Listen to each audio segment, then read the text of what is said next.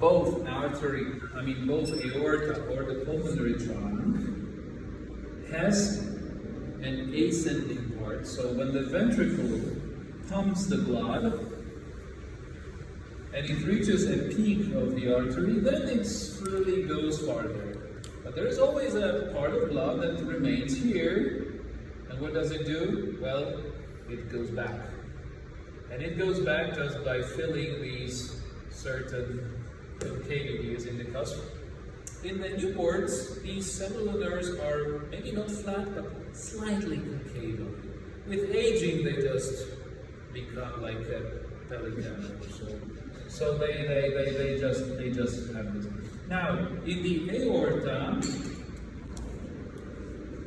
in a certain space between semilunar cusp of the aorta and the wall of the vessel, we have significant opening that leads into the coronary arteries. These are so-called aortic sinuses.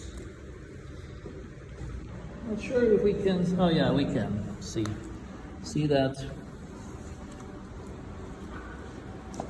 That's the beginning. That's the opening that leads into the. Oh, it was the left. No, that's the right coronary artery from the inside. And this whole space here is the aortic sinus. It's the right aortic sinus. So there's a little hole that leads into the artery. These are generally the first arteries, first branches of the aorta in general.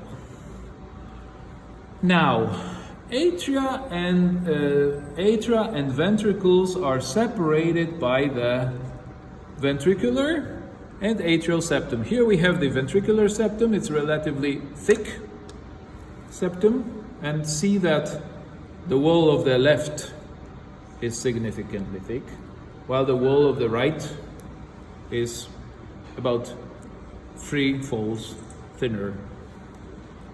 That's the left, that's the right. And the lumen of the left ventricle is more oval, round, while here it's more a triangular. We have also the atrial septum. Atrial septum can be seen, for instance, here in the right atrium. That is the atrial septum right here, and in this atrial septum we can see the depression that is called fossa ovalis. It's a fossa ovalis. This is a special depression that is the remnant after development of the atrial septum, and it was patent until the first breath, forming so-called. It was foramen ovale that is closed after the first breath because of the change of the pressures. Normally between the atria in the newborn, in an elder